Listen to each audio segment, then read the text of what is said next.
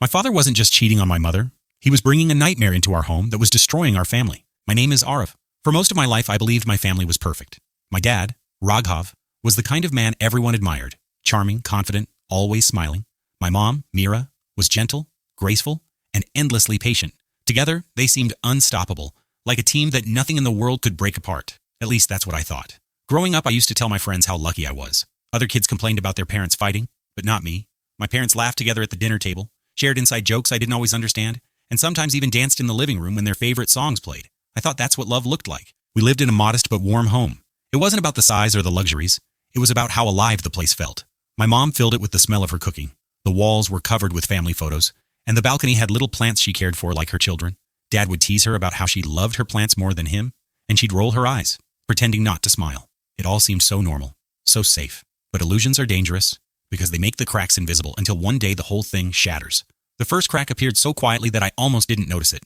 Dad had always been punctual, home by 7, no matter how busy his work was, but lately he started coming home later and later. At first it was just 15 minutes, then half an hour, then whole evenings when he wouldn't walk through the door until after midnight. I asked him once, "Dad, why are you working so much these days?" He smiled, ruffling my hair and said, "Big projects, champ. You know how it is.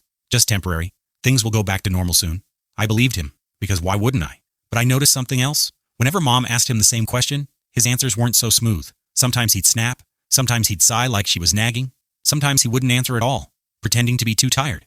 And when he was home, it felt different. He'd eat dinner distractedly, his phone always buzzing beside him. His laugh, the one that used to echo through our home, grew rare. He still smiled, but it didn't reach his eyes anymore. One evening, I walked into the living room and saw him sitting in the dark, his phone glowing in his hands. He was typing fast, smiling at the screen in a way I hadn't seen in months. "Dad?" I said softly. He jumped, quickly locking his phone, forcing a cough like he was caught off guard. "Oh, Arav, didn't see you there. Shouldn't you be studying?" I nodded, but something about the way he hid his phone unsettled me. I didn't understand it then. But now, looking back, I realized that was the first time I felt like my dad was living a life I wasn't part of. My mom, on the other hand, tried to keep everything normal. She cooked his favorite meals, left him little notes in his office bag, and even stayed up late just to wait for him. I'd see her sitting on the couch, pretending to read a book, but her eyes would keep flicking to the door, hoping to hear his footsteps. And when he finally came home, no matter how late, she'd greet him with a soft smile and ask, "Have you eaten?" But behind that smile, her eyes told a different story. A quiet pain, a fear she didn't dare put into words. At 14, I wasn't supposed to understand these things. But children know when something's wrong, even if nobody says it out loud. And I knew that something was changing in my dad. Something that made the perfect family I once bragged about start to feel like a picture slowly fading at the edges. I didn't know it then, but this was just the beginning. The beginning of a truth I was never meant to discover. The beginning of watching the man I admired most slowly slip away into someone I barely recognized. The illusion was cracking, and soon it would break. At first it was subtle, a late night here, a missed dinner there. Dad used to be the one insisting that family meals were sacred. No phones at the table, no excuses. That rule vanished the moment he stopped showing up. "Work's just heavy this month," he said one night, barely glancing at me as he shoved a cold chapati into his mouth. "Deadlines don't wait, champ." I wanted to believe him. I really did. But when 1 month turned into 2, and then 3, belief began to crumble. Dinner became strange without him. The 3 of us, well, 2 now, sat at the table, silence stretching between the clinks of spoons against plates. Mom tried to keep the routine alive. She smiled, asked me about school, and laughed at my jokes, even when they weren't funny. But her eyes betrayed her. They looked tired. Not the kind of tired that comes from lack of sleep, but the kind that comes from waiting for someone who doesn't come home. Sometimes I caught her staring at the door long after I had finished eating. She'd put aside her plate untouched, pretending she wasn't hungry, just so she could keep his food warm a little longer. "He'll be home soon," she whispered, more to herself than to me.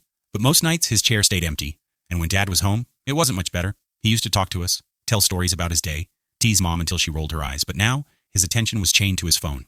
It never left his side, not at the table, not in the living room, not even when he went to the bathroom. A buzzing notification would light up the screen, and he'd snatch it like it was oxygen. I once leaned over, trying to sneak a glance. He tilted the phone away so fast, I pretended not to notice. The strange part? He was smiling. Not at me, not at Mom, but at that glowing screen. A smile that hadn't touched his face at home in months. That was when suspicion began to creep into me. I didn't know what he was hiding, but I knew he was hiding something. Mom noticed too. Of course she did. She just pretended not to. I'd hear her voice sometimes when she thought I wasn't listening. Quiet, fragile. "Is everything okay, Raghav?" she asked one night as he stood by the balcony typing furiously. "Everything's fine," he replied without looking up. His tone was clipped, impatient. But it wasn't fine. She knew it. I knew it. We all knew it. And that's the cruelest part about cracks. They start small, almost invisible. But if you look closely, you realize they're already spreading. The home that once felt warm now carried a chill. The laughter that once echoed through the halls was replaced with silence.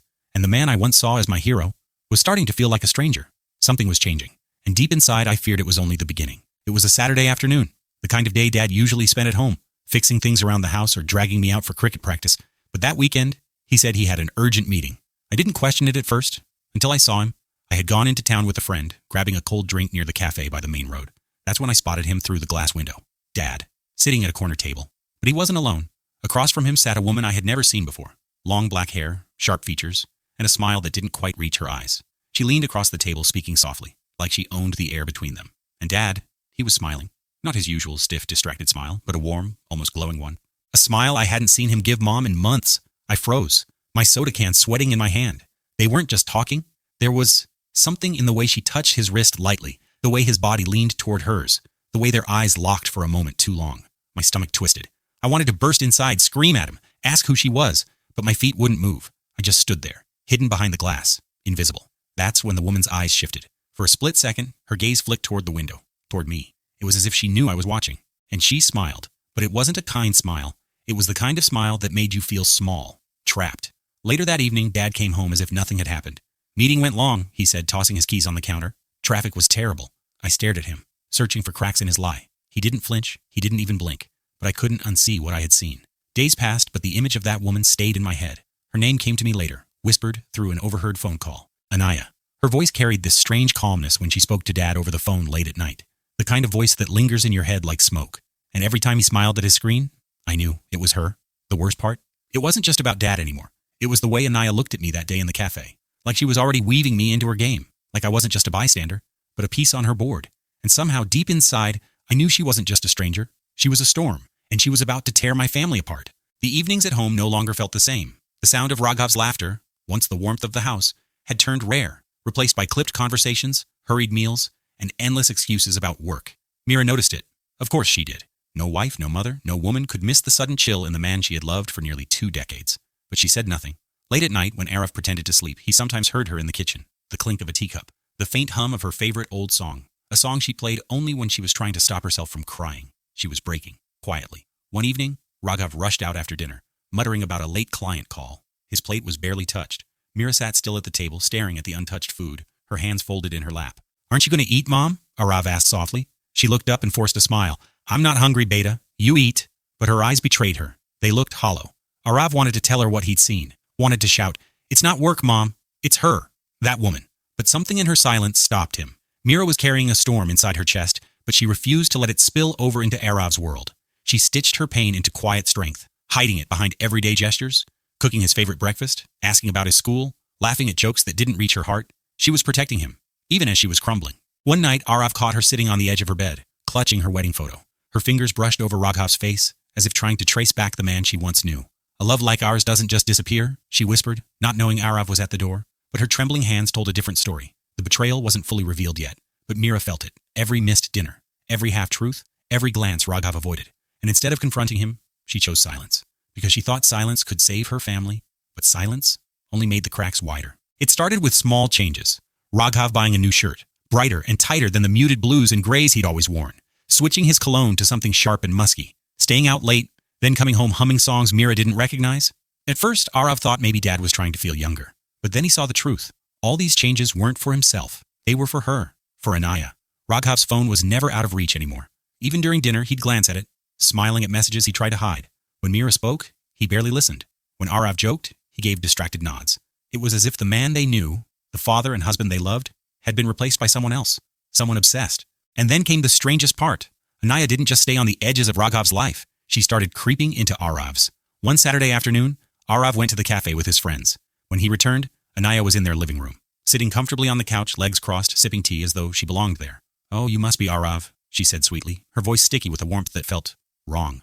"I've heard so much about you. Your dad just can't stop bragging." She leaned forward, her eyes locking onto his with an intensity that made his skin prickle. "You're growing into such a handsome young man." Arav froze. His mother sat quietly on the other couch, her face stiff, her knuckles pale from gripping the edge of her sari. It didn't stop there. Anaya began showing up more often, uninvited, unannounced. She would ask Arav too many questions. "What do you do after school? Do you have a girlfriend yet? Do you miss your dad when he's with me?" The way she said it, "with me," made Arav's stomach twist. Sometimes she touched his arm lightly when she laughed. Too lightly, too deliberately. It wasn't motherly. It wasn't friendly. It was unsettling. Raghav didn't notice, or maybe he didn't care. He was too busy staring at Anaya like a lovesick teenager, laughing too hard at her jokes, echoing her opinions as if they were gospel. Mira noticed, though.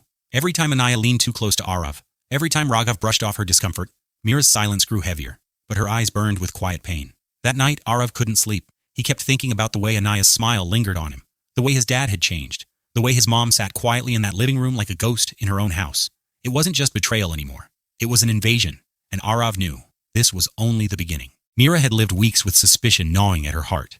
Every late-night text, every excuse about work calls, every trace of perfume that wasn't hers, she had swallowed it all in silence, hoping she was wrong. But hope ended that night. It was almost midnight. Raghav had left his phone charging in the study while he took a shower. Mira, sitting on the edge of their bed, stared at it as though it were a loaded weapon. She didn't want to look. She wanted to believe. But when the screen lit up with a message, "I miss your lips already. Next time, don't leave so quickly," her trembling hands moved on their own. She unlocked it, and there it was. Thread after thread of messages. Flirty texts, stolen photos, promises whispered through emojis and midnight words. Anaya's name, stamped over and over like a curse. Mira's breath caught. The room blurred with tears. Her chest ached as though her heart was tearing itself apart. When Raghav returned, towel draped over his shoulders, humming carelessly, Mira was standing in the middle of the room, phone in hand. "Raghav," she whispered, her voice broken. "How long?" He froze. His smile faltered. Water dripped from his hair to the floor. "What are you talking about?" Mira held up the phone. Her hand shook, but her gaze was steel. "Don't you dare lie to me. I saw everything." Silence. For a heartbeat, she prayed he would deny it, beg, fall at her feet, and repent. But instead, he sighed, rolled his eyes. And that hurt more than the messages. "You were bound to find out eventually," he muttered. "Mira, you and I were finished. Anaya makes me feel alive again. Something you don't understand anymore." Her knees nearly gave out. "Alive again?" she whispered, voice trembling. "After 15 years of marriage? After building this family, this home? This is how you thank me?" Her voice cracked, rising with fury. "By bringing her into my house? By humiliating me in front of my son?" At the doorway, Arav stood frozen. He had woken up at the sound of shouting, and now stared, wide-eyed, at the scene unraveling. He had seen his mother cry before, but never like this. He had heard his father's voice stern before, but never so cold. Raghav noticed him, and his tone softened, falsely. "Arav, listen. This is between your mother and me. Don't—" "No!" Arav's voice cracked with rage. "You don't get to say that. You're betraying her. You're betraying us. How could you do this, Dad?" His fists clenched. His chest heaved. For the first time in his life, Arav looked at his father not with respect, but with disgust. Mira reached for her son, pulling him close as if shielding him from the man who should have protected them both. Her tears soaked Arav's hair, but her eyes stayed locked on Raghav. "You broke us, Raghav," she whispered, "and one day you'll realize what you've lost, but by then, it'll be too late." The weight of her words filled the room, pressing down like a storm that had finally broken open. And in that silence, shattered, raw, irreparable, their family would never be the same again. The first time Arav saw Anaya up close, she was smiling. But it wasn't a smile that warmed the heart. It was too wide, too polished, as if carved into her face. She had come to the house uninvited. Raghav introduced her as a friend, but Mira's eyes burned with silent rage. Arav noticed how his mother's hands clenched into fists behind her back. Anaya floated into their living room like she owned it, touching the framed photographs on the walls, running her fingers along the sofa, even pausing at Arav's school trophy shelf. "Such a smart boy," she said, looking at Arav. Her voice was soft, but there was something strange about the way she held his gaze. "You must have gotten that from your father." The words stung. Arav looked away. Over the next few weeks, Anaya's presence grew. She was everywhere. At restaurants with Raghav, waiting in the car outside their school when Arav came out with friends, even showing up at the grocery store Mira frequented, smiling like it was all coincidence. But the coincidences piled up too perfectly. With Raghav, her influence was suffocating. She had a way of curling her hand around his arm, leaning in close, whispering things no one else could hear. Raghav changed. He dressed differently. He laughed too loudly, acted too young, as though he were reborn, under her spell. And whenever Mira tried to speak to him, to fight for their family, he brushed her aside. "Stop overreacting, Mira," he snapped one night. "Anaya understands me in ways you don't. She doesn't nag. She doesn't drag me down. She makes me feel free." Anaya, standing at the doorway, smirked at Mira, just for a second. Enough for only Mira to see. That smile was not sweet. It was victorious. But it wasn't just Raghav she tried to control. One evening, when Raghav left the room, Anaya leaned closer to Arav. Her perfume was sharp, suffocating. "You know," she whispered, "your dad deserves better. He deserves someone who truly cares. Don't you want him to be happy?" Arav froze. He hated how her words felt like a knife, twisting at his loyalty. Before he could answer, she added, "You should try to stay out of the way. Sometimes children make things harder for their parents." Her tone was syrupy, but her eyes were cold. Arav told his mother later, whispering in her room with the door locked. Mira's face tightened with fury, but her voice shook. "She's trying to take everything from us," Mira whispered. "Not just your father, but you too." Arav nodded, his jaw set. For the first time, he saw his mother, not as someone fragile or broken, but as someone standing on the edge of battle. Anaya's mask was slipping, and what lay beneath was darker than either of them could have imagined. Arav couldn't sleep. The echo of Anaya's whisper, "Stay out of the way," replayed in his head like a warning. But it wasn't just fear he felt anymore. It was determination. If his father couldn't see the truth, Arav would make him see it. The first step was simple: observation. Arav began watching Anaya closely. She always dressed impeccably, too perfectly. Her smiles were rehearsed, her compliments too smooth. She seemed to know exactly what people wanted to hear. But Arav noticed things others didn't. Her phone calls in hushed tones, the way she looked around nervously whenever she was in public, and the slip of paper he once saw in her handbag. An old photograph of her with another man, faces close, smiling like lovers. The photo was torn down the middle. When Raghav left for work one evening, or at least pretended to, Arav followed Anaya. He trailed her carefully through crowded streets until she ducked into a small cafe. There, she wasn't the sweet woman his father idolized. She was sharp, commanding. Arav saw her arguing with a man in the corner, shoving something back into his hands. "You promised me," the man hissed. "You said he'd be gone by now. You can't keep stringing me along." Anaya's voice was icy. "Shut up. I'm handling it. Don't ever call me here again." Then she glanced toward the window. Arav ducked just in time. His heart pounded. That night, Arav couldn't hold it in. He searched Anaya online, combing through social media, news articles, anything he could find. Most of her accounts looked fake. Polished pictures, little history, almost as if she had created them recently. But buried deep, Arav found fragments. An old news clipping about a businessman who had filed harassment charges against a woman who looked strikingly like Anaya. The case never went to court, but whispers of manipulation and blackmail lingered in the comments. Another forum thread mentioned her too, under a different name. Words like obsessive, unstable, and dangerous kept repeating. The final piece hit Arav hardest. A private message from an anonymous account landed in his inbox after he posted a vague question about her. "Be careful. She destroyed my family too. She's not who she says she is." No name, no details, but enough to make Arav's blood run cold. He took the evidence to his mother, laying out the photos, articles, and messages on the table. Mira's hands trembled as she went through them one by one. "She's done this before," Arav said, his voice hard. "She lures men in. Tears, families apart. Dad thinks he's special, but he's just another one of her games." Mira looked at her son with a mix of pride and heartbreak. "You're braver than you should have to be, Arav." They both knew the truth. This wasn't just an affair anymore. It was a trap, and Raghav was walking straight into it. The living room had never felt so suffocating. The walls that once echoed with laughter now pulsed with silence, heavy and sharp. Mira stood at one end, clutching the folder of evidence Arav had uncovered. Arav hovered close to her, his jaw tight, his eyes blazing with a mix of anger and fear. Raghav paced in the middle of the room, his shirt unbuttoned at the collar, his face flushed with guilt and defiance. And then there was Anaya, lounging casually on the sofa. Her crimson lips curved into a smile that wasn't quite human. She looked too calm, too sure of herself, as if she'd been waiting for this very moment. Mira's voice trembled as she began. "Raghav, I know everything. The late nights, the lies, the woman sitting right there. Don't you dare deny it anymore." Raghav froze. His eyes flicked to Arav, who stared at him with barely restrained fury. "Mira!" "Don't!" She cut him off sharply. "Not tonight. Not another excuse." "Arav found out the truth. We both know what she is." Arav stepped forward, slamming the folder onto the coffee table in front of Anaya. Photos, articles, and messages spilled out like broken glass. "Look at it, Dad. She's done this before. She ruins families. She manipulates people. You're just another victim in her game." Raghav's face twisted with conflict. His hands shook as he flipped through the pages. This can't be true," he whispered. But Anaya laughed, a low, chilling laugh that seemed to slice through the room. "Oh, it's true, darling. But what your son doesn't understand is..." She leaned forward, her eyes glinting. "You wanted it. You wanted me. Every word I whispered, every look, you lapped it up. Don't pretend you were some innocent man seduced. You chose this." The words hit like a slap. Raghav's face drained of color as Mira's eyes filled with tears. "How could you?"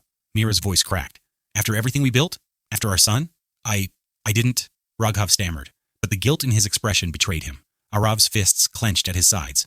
"You betrayed Mom for her? For someone who doesn't even care about you?" He turned to Anaya, his voice cutting like steel. "You don't love him. You don't love anyone. You just destroy." Anaya tilted her head, unbothered, almost amused. "Maybe. Or maybe your father wanted an escape from his dull little life. Maybe he's not the man you thought he was." The room fell silent. Mira's tears spilled over as she whispered, "Raghav, is that true? Am I just dull to you now?" Raghav's lips parted, but no words came. His silence was louder than any confession. That was when Arav snapped. "You don't deserve her. You don't deserve this family." His voice shook, but it carried years of bottled-up pain. "If you still choose her after knowing the truth, then you're not my father anymore." The words hung in the air, heavy and final. Raghav's face crumpled, torn between shame and desperation. He looked at Anaya for reassurance, but she was already pulling away, her expression shifting from smug to cold. "Pathetic," she muttered under her breath. "I don't need a man who hesitates. If you can't even stand up to your own wife and son, you're useless to me." And just like that, The spell was broken. Raghav sank to his knees, realization crashing over him. He had gambled everything and lost. Mira turned away, her sobs muffled, while Arav wrapped a protective arm around her shoulders. For the first time, it wasn't Raghav who held this family together. It was Arav. And Anaya? She simply stood, smoothed her dress, and walked toward the door without looking back, leaving destruction in her wake. The family was shattered. The truth was out. But now came the hardest part, picking up the pieces. The silence after Anaya's exit was louder than any scream. The door had clicked shut, but the echoes of her presence lingered like smoke in the air. Raghav sat slumped on the floor, hollow-eyed, his shoulders sagging under the unbearable weight of his choices. The man who once commanded every room now looked like a shadow of himself. Across the living room, Mira stood tall. Her tears had dried, but her heart still ached. Yet in that moment, something inside her shifted. She realized she had been holding on to an illusion, a perfect family, that had crumbled long before tonight. Arav, standing protectively at her side, broke the silence first. "Mom," he whispered, his voice steadier than before. "We'll be okay. We don't need her. We don't even need him if he doesn't change." Mira placed her hand over his, her chest tightening with pride. Her son, so young, yet so strong. He had seen betrayal, ugliness, lies, and still chose truth and loyalty. Raghav lifted his gaze, his voice breaking. "Mira, Arav, I don't expect forgiveness. I don't deserve it. I destroyed everything. But please, don't shut me out completely. I'll do anything to make this right." Mira's eyes hardened. "Make it right?" Her voice carried both fury and sorrow. "You can't undo what you've done, Raghav. You betrayed our vows. You betrayed me. You betrayed him." She gestured toward Arav, who glared at his father with quiet rage. "You don't just get to say sorry and erase the damage. If you want to fix anything, start by facing yourself, alone." Her words landed like finality. Raghav closed his eyes, tears slipping down his face. Not the tears of a man begging for pity, but of a man finally understanding the destruction he had caused. In the weeks that followed, the house felt different. Raghav moved into the guest room, stripped of the comfort he once took for granted. Mira poured her energy into herself again, into her work, her passions, the parts of her she had once sacrificed in the name of marriage. She found strength in rediscovering her identity, not as Raghav's wife, but as Mira.